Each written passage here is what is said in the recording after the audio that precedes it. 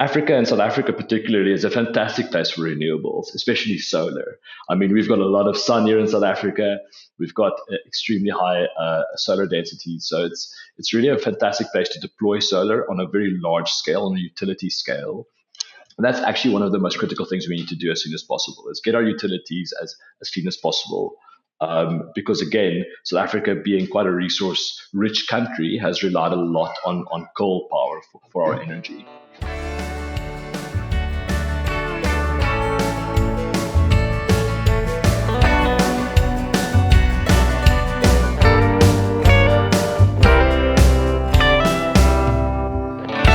Got my coffee and today's guest here with me, so we're ready to roll. Welcome to the Circular Coffee Break podcast, where we will be casually talking about everything circular and beyond. My guest today is Michael Maas, CEO of Zimi. And Zimi provides comprehensive EV charging solutions tailored for commercial fleets, offering integrated hardware and software to manage charging infrastructure, and track energy consumption, and actually support sustainability efforts. Zimi operates out of Stellenbosch in South Africa, and I'm really looking forward to talk with Michael today about the development of sustainability and more specifically, the electrification of mobility in Africa and beyond. Welcome to the show, Michael. Thank you so much for having me. Great to have you. And as said, I'm really looking forward to our conversation today. But maybe to get us started, could you maybe introduce yourself, your background a little bit, what you're doing at Zimi and the work you're actually looking at? Definitely. So, yeah, thanks so much for having me, Michael.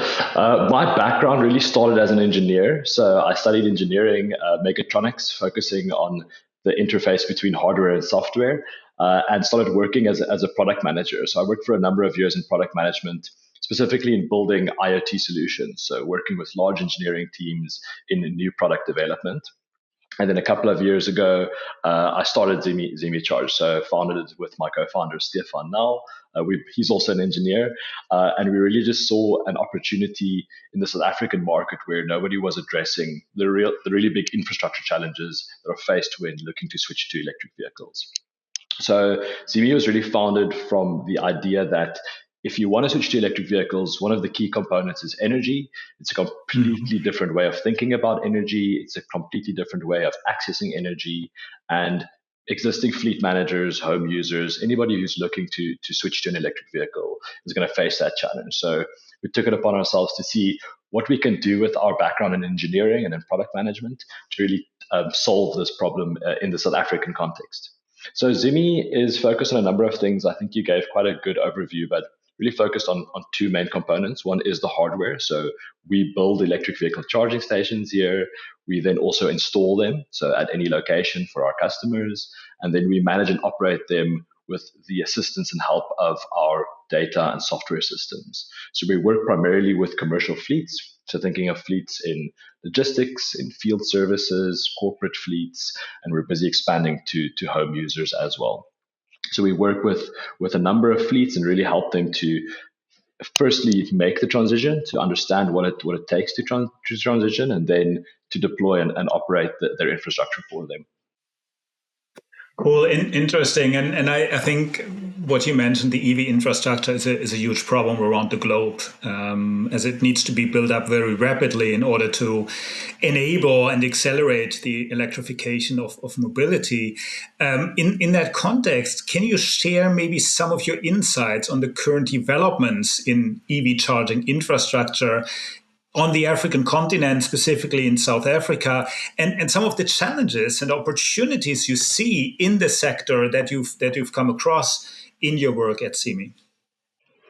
Yeah, definitely. And I think maybe taking a step back to looking at what's the outlook of EV adoption globally is a good starting point. So if you look at global EV adoption, you're seeing a big rise in sales and adoption in China, in Europe, and America. That's about 95% of the global EV market currently. The entire rest of the world only compromises about 5%. So the rest of the world is really lagging the European, American, and Asian nations. What's quite interesting is that In Africa, though, even though we're a bit behind, the adoption is starting to increase quite rapidly. You're starting to see a lot of climate consciousness being driven by businesses, really focused on how can we explore decarbonizing our organizations, how can we decarbonize our fleets, and they're really starting to think about what is the best way forward for these types of operational models and vehicle models. So what's quite interesting is that if you look at the African continent, also very large, many countries, different challenges in Africa, right? In Africa, for example, we have lots of challenges with energy stability and grid stability. South Africa specifically has been facing a lot of challenges with just the availability of electricity for all businesses, for all forms of life. So not only for mobility. That has actually led to quite a lot of innovation and quite a lot of progress on solar uptake in South Africa, which has been a fantastic starting point. I think it's one of the rare places where if you go and talk to a commercial customer, they'll actually know the specifications of a solar PV system. They'll know what an inverter is. They'll know how batteries work because they've had to solve this for their businesses, which makes the conversation around EVs and EV charging and infrastructure so much better because it's quite engaging. And in a lot of cases, the companies have actually started oversupplying electricity, right? So they've gone, they've been quite risk averse. They've installed a lot of solar. Now they have too much solar. And in South Africa, we don't have such a very well developed exchange or platform from where you can actually resell electricity back to the grid. So now they have excess supply and they don't know what to do with it. And that's actually also driving a lot of adoption. So we've got interesting challenges on the African continent, but if you're thinking of charging stations in South Africa, I think we've just crossed about 500 public charging stations in South Africa. We've got about 3,000 electric vehicles on the roads out of a fleet of 12 million.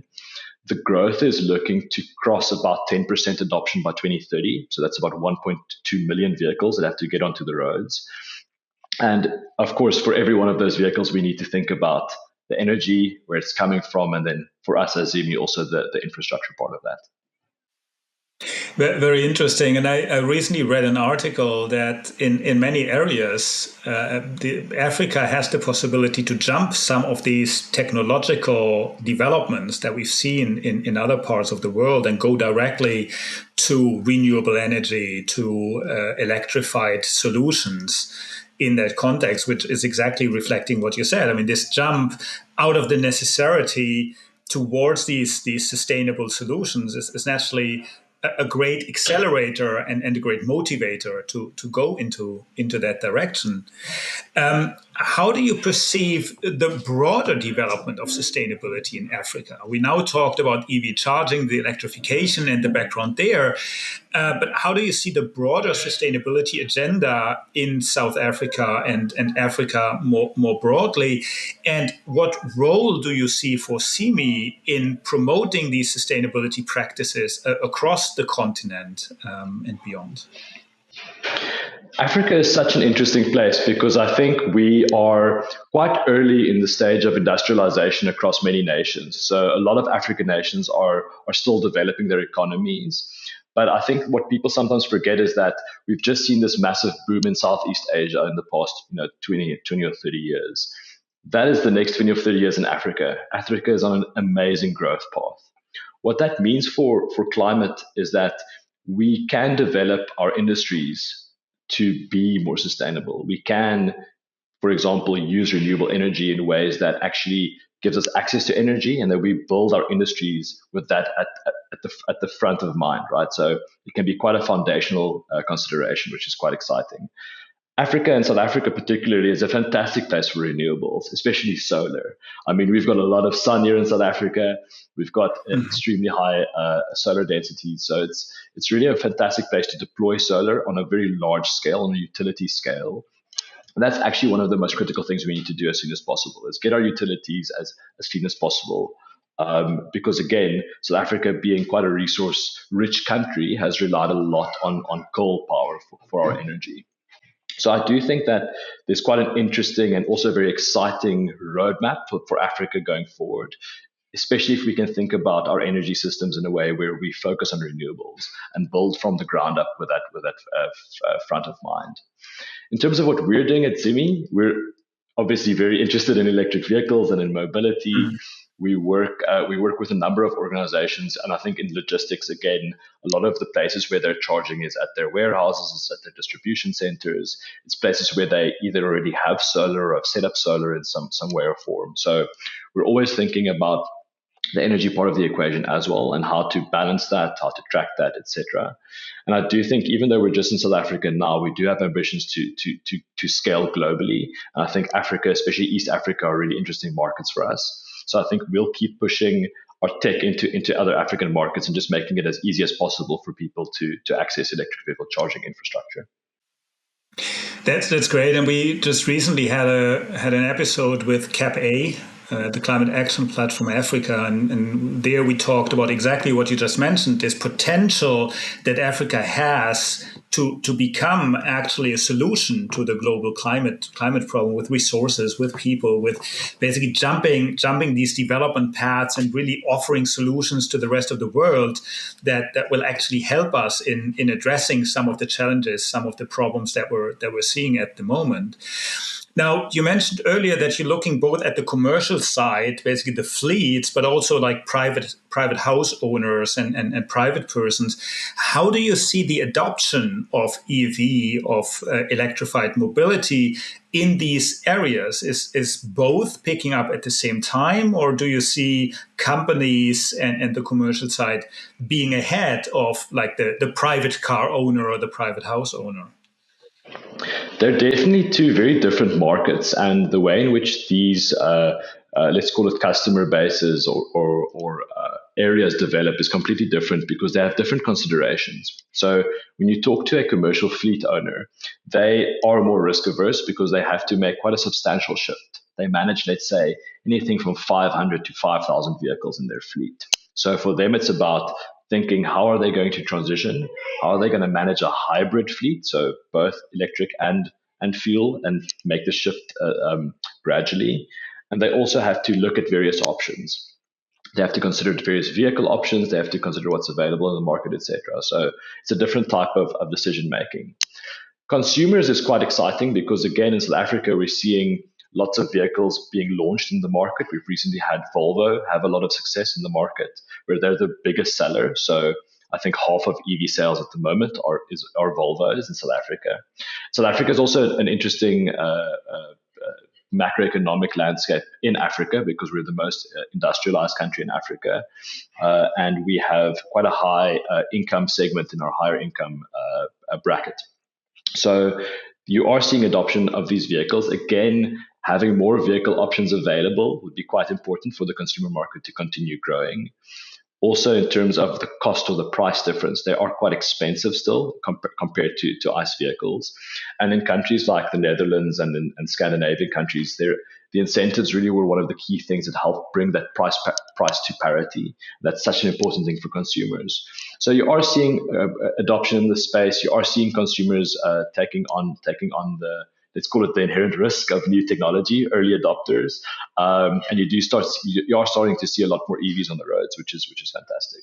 I do think, however, that in South Africa, the fleet landscape is going to grow faster. I think, again, because there's a bigger incentive in terms of cost savings, in terms of carbon reduction, although consumer vehicle adoption has been a bit faster at this stage. Interesting. No, I think you're seeing something similar in other parts of the world, in that context as well. How do you see? Because in Europe, we very often talk about like the reach of EV vehicles, and how not only your own infrastructure, like your charging station at your house or your logistics center, is important, but it's also important to have a broader infrastructure where you can charge your EV. How do you see that in South Africa? Is that developing? Is there's a lot of investment into the broader charging infrastructure? And how is that actually impacting decisions by companies, by individuals to go for EVs?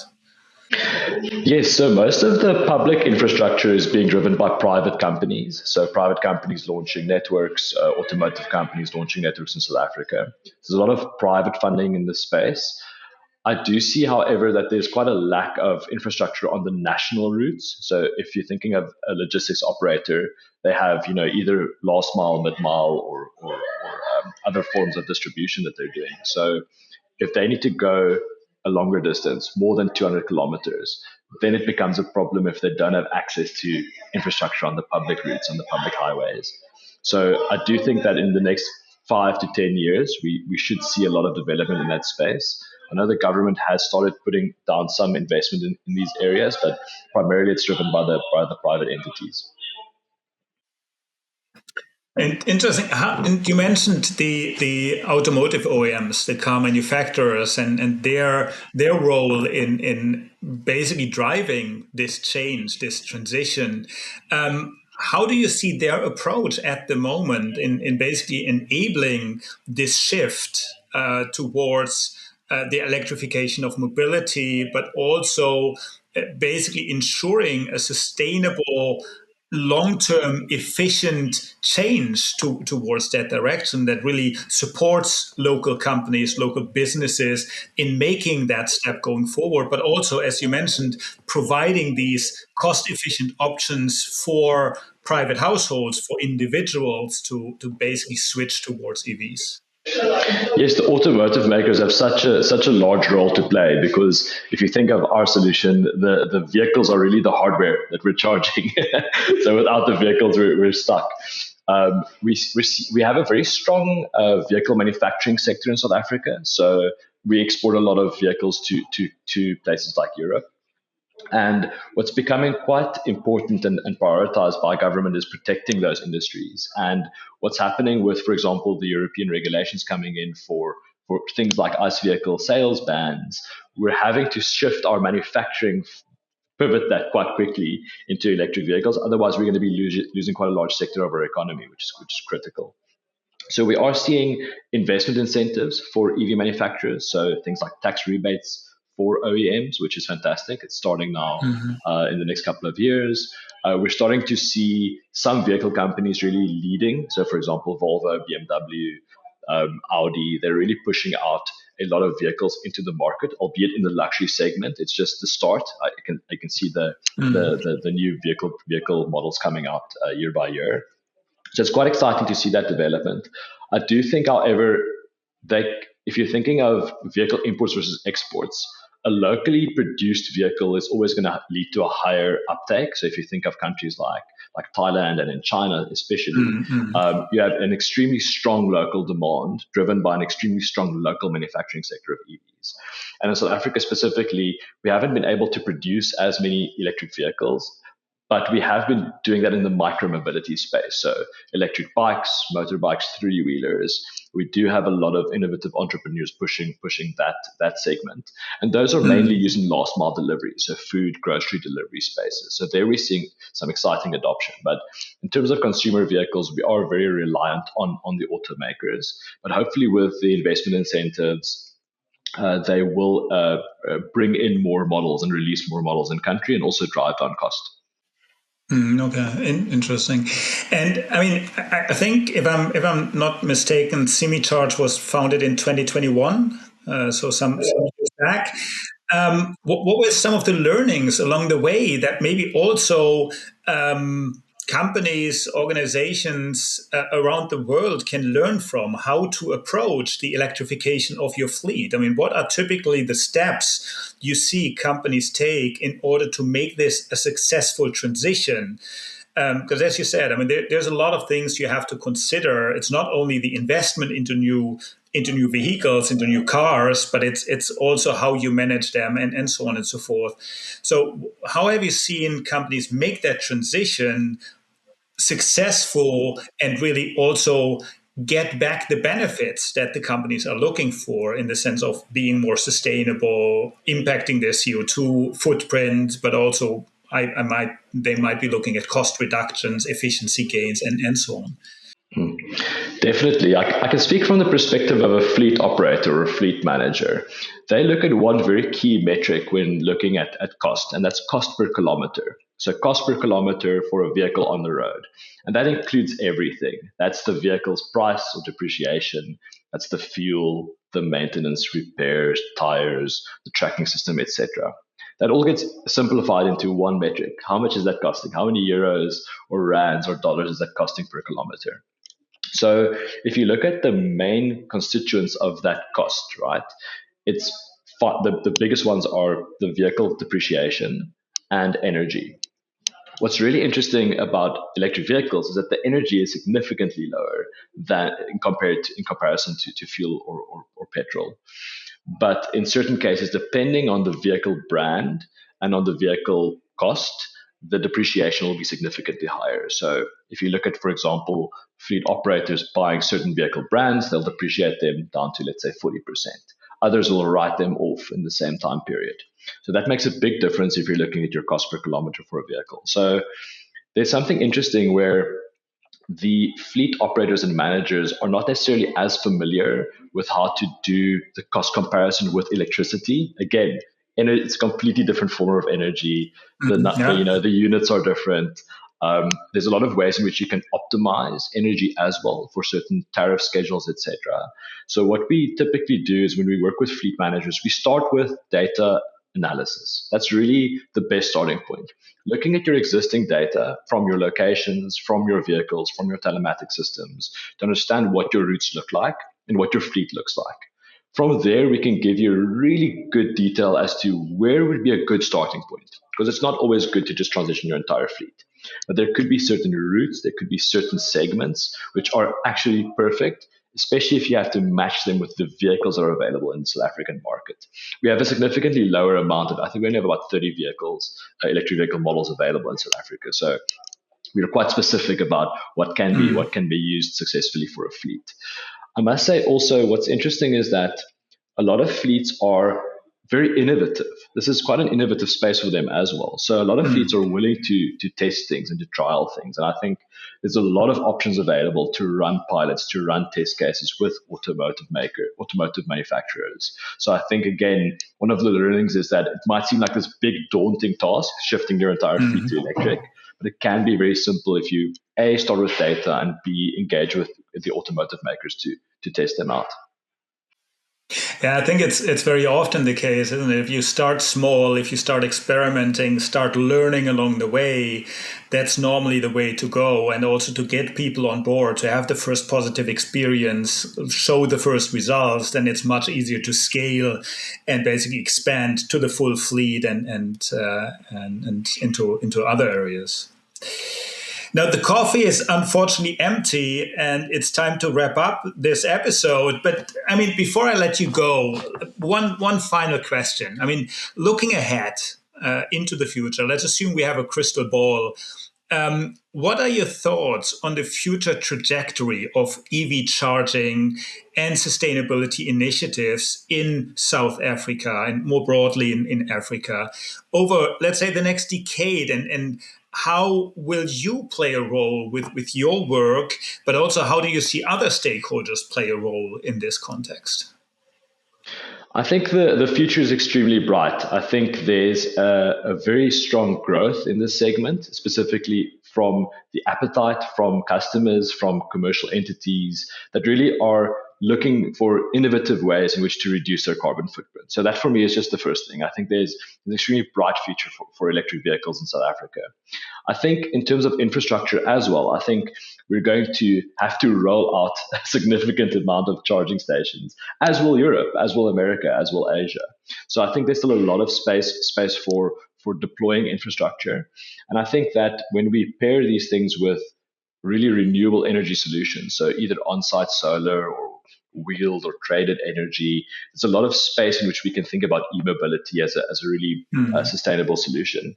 I think across Africa, it's also going to be interesting, especially when looking at the vehicle types. I think in East Africa, for example, two-wheeler adoption has been fantastic. I think we're going to see similar types of changes in their consumer market, in their commercial market, in the logistics spaces, etc. So I definitely believe that Africa will definitely lead the future of renewable energy. In electric vehicles, we might be a couple of years behind, but we'll hopefully surpass the rest of the world soon. That's a great outlook, and I agree. I think Africa has the potential of really jumping the curve here and really accelerating and taking a lot of actions faster and accelerated compared to other markets in that context. It's all, I guess, a question about the investments, the right focus, all the different stakeholders pulling in the right direction.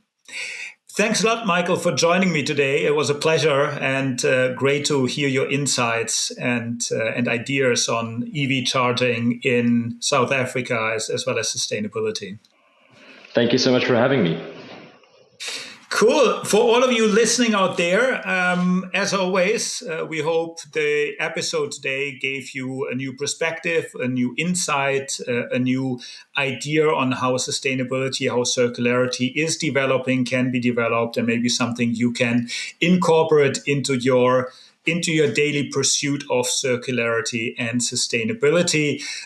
We're very thankful for all of you listening and joining the Circular Coffee Break community. If you want to help us expand that, feel free to basically share the podcast, share the episodes with your friends, with your family, with people that you feel could be interested or benefit from the insights that our fantastic guests are sharing here. New episodes, as I'm sure many of you know, drop every 2 weeks, and we have a lot of interesting guests lined up for the coming months in the future. The only thing left for me is to thank you for listening today, and I'm looking forward to seeing all of you here on the Circular Coffee Break podcast.